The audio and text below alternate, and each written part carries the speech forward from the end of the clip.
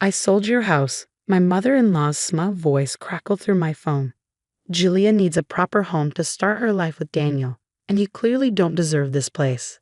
I stood in the makeshift medical tent in rural Guatemala, where I'd been volunteering for the past 3 weeks, and felt an odd sense of calm wash over me. After 8 years of marriage to Daniel, Margaret's attempts to undermine me have become almost predictable.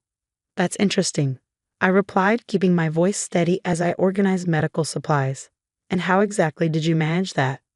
Daniel gave me power of attorney while you're off playing hero in whatever third world country you're in, she said, her satisfaction evident.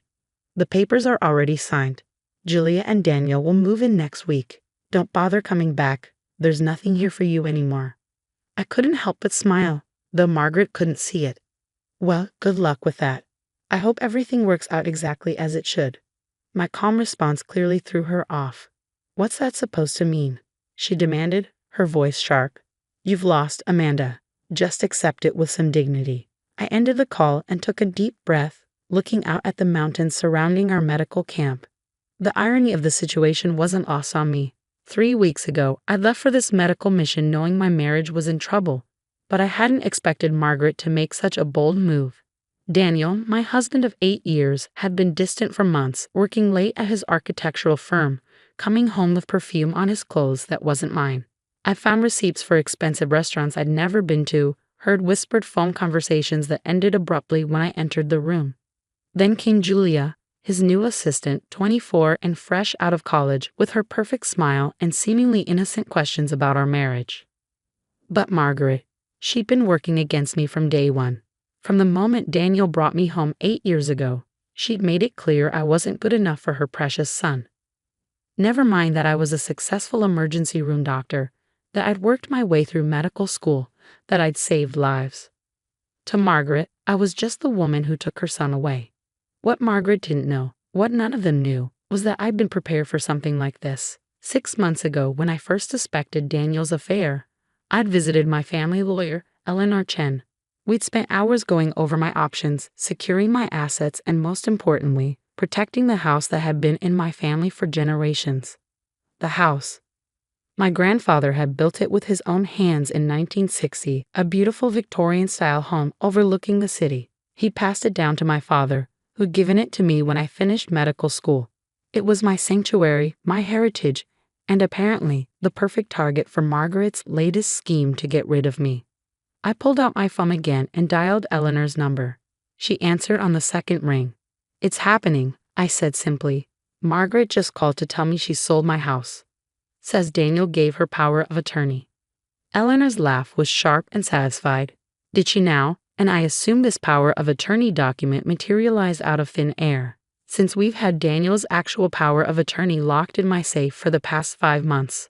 Apparently so, I replied, feeling a wave of gratitude for my lawyer's foresight. She says the papers are signed and Julia's moving in next week. Well, Eleanor said, and I could hear her typing in the background. I've just sent emails to the police, the county recorder's office, and our PI. Any attempt to sell that house without your signature is fraud, and we've got everything documented. Would you like me to proceed with pressing charges? I thought about Margaret's smugness, about Daniel's betrayal, about Julia's innocent act. Yes, I said firmly. It's time they learn actions have consequences. Consider it done, Eleanor replied. And Amanda. The security cameras we installed caught Daniel bringing Julia to the house last week. The footage has been added to our documentation. I closed my eyes, feeling a mixture of pain and vindication. Thank you, Eleanor. Keep me updated. After hanging up, I walked back into the medical tent where my team was preparing for afternoon rounds. The work here was real, meaningful, far from the drama Margaret was trying to create. I'd come on this mission not to run away, but to remind myself of who I was beyond Daniel's wife or Margaret's target. Dr. Santos, my colleague, looked up from a patient chart. Everything okay, Amanda? You look like you just got some interesting news. I smiled, thinking about the storm that was about to hit back home. Just my mother-in-law being her usual self. Nothing I can't handle. Ah, family drama, he nodded knowingly. Sometimes the best medicine is distance. And documentation, I added, making him laugh. As I turned my attention back to our patients, I couldn't help but wonder what Margaret's face would look like when she realized exactly what she'd done. The house wasn't just protected legally, it was part of a historic trust, meaning any sale would have to go through a board of trustees. Trustees who, coincidentally, included Eleanor and my father's oldest friend, a retired judge. Margaret thought she was finally getting rid of me, giving my home to Daniel's young mistress. Instead, she was about to learn a valuable lesson about underestimating the wrong person. I almost felt sorry for what was coming. Almost. 2 days after Margaret's call, my phone started buzzing with frantic messages. I was suturing a young boy's arm when the first wave came through. "Amanda, we need to talk right now." "Daniel. This is ridiculous. Answer your phone." "Margaret. You're making a huge mistake. Unknown number, probably Julia." I finished the sutures, carefully bandaged the wound, and stepped outside the tent to check my voicemail. Eleanor had left a message that made me smile. The police just arrested Margaret for attempted real estate fraud. She tried to file forged documents with the county recorder's office. Daniel's claiming he knew nothing about it, but our PI's footage shows him entering the office with her last week. They're both in quite a mess. Call me when you can. I sat down on a wooden bench outside the medical tent, watching the sunset paint the mountains in shades of orange and pink. Another message came through, this one from my father's friend Judge Thompson. "Your grandmother would be proud, Amanda. Margaret tried to push this sale through the historic trust board today. When I showed her the original deed and trust documents, she turned whiter than my courtroom wig. The satisfaction I felt wasn't about revenge, it was about justice. Margaret had spent years trying to push me out of Daniel's life, but this time she pushed too far." My phone rang again. Daniel. After 8 years of marriage, I knew his patterns. He'd be trying to charm his way out of this, to make me feel like I was overreacting. This time, I decided to answer. "Amanda, baby, you need to stop this," he said immediately, his voice taking on that soothing tone he used when he wanted something. "Mom was just trying to help us. Julia and I. We're in love. Can't we handle this like adults?" I watched a hummingbird dart between flowers as I replied, "Like adults? You mean like how you adultly had an affair with your assistant? Or how you adultly let your mother try to steal my family home?" "I didn't know she was going to do that," he protested weakly. "Really? So you weren't with her at the county recorder's office last week? Because the security cameras say otherwise, Daniel." Silence. "The house has been in my family for 3 generations," I continued, my voice steady. "My grandfather built it. My father grew up there. I was born there. Did you really think I wouldn't protect it?" "You're being vindictive," he accused, his charm evaporating. "Julia's pregnant. We need a home." The news should have hurt more than it did. Instead, I felt oddly detached. "Congratulations. I'm sure Margaret will be thrilled. But you'll need to find another house." "This isn't over," he threatened. "Actually, it is. Check your email. My lawyer sent over the divorce papers an hour ago. And Daniel, the police want to talk to you about your role in the fraud attempt." I hung up before he could respond.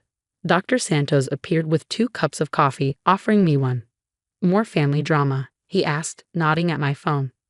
"My husband's girlfriend is pregnant," I said, surprised at how little emotion the words carried. "And my mother-in-law just got arrested for trying to steal my house." He whistled low. "That's quite a day. How are you holding up?" I considered the question.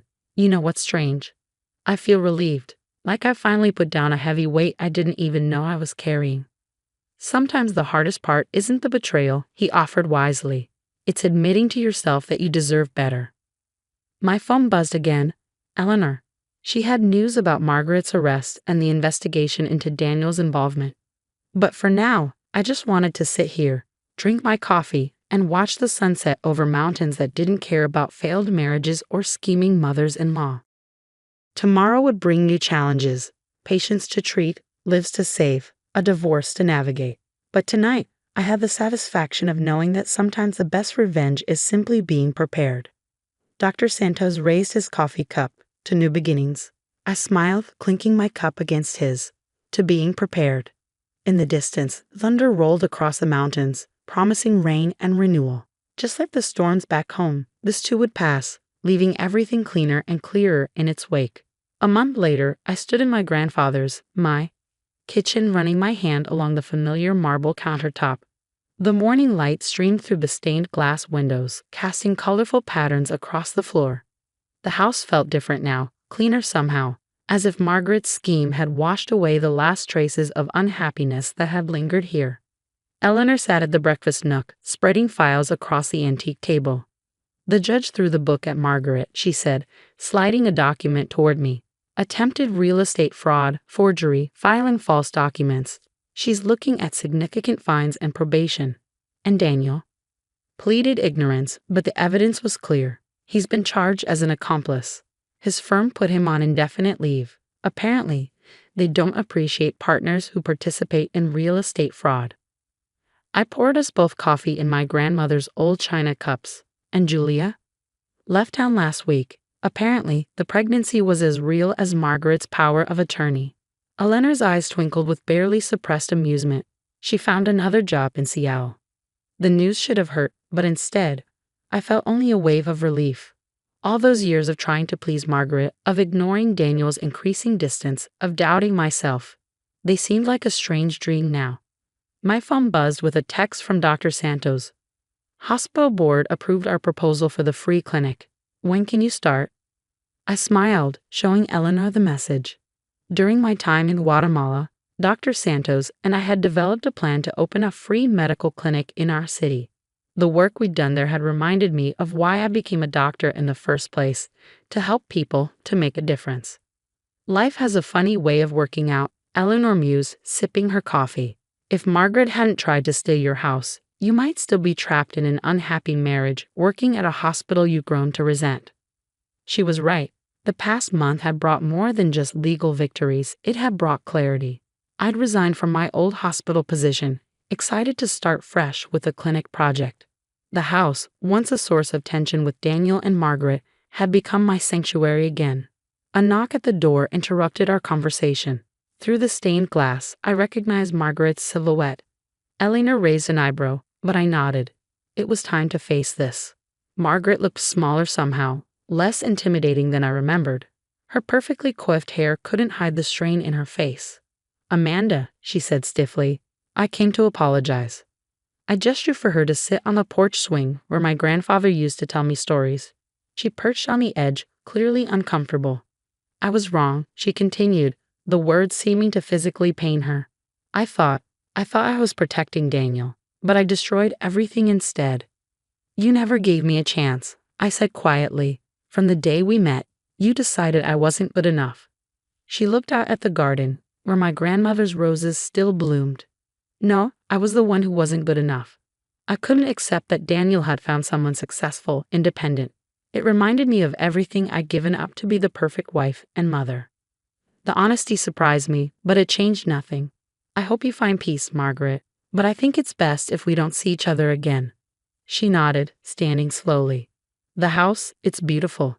I see now why you fought so hard to protect it. It's not just about the house, I replied. It's about standing up for yourself, about not letting others decide your worth. After she left, I returned to the kitchen where Eleanor waited. You okay? She asked. Better than okay, I smiled. I'm free. Looking around the house, I saw not just my grandfather's legacy, but my own future. The front room would make a perfect waiting area for the clinic's overflow patients. The large basement could store medical supplies. This house, which Margaret had tried to take from me, would help me give back to others. Dr. Santos was right. Sometimes the hardest part isn't the betrayal. It's admitting you deserve better.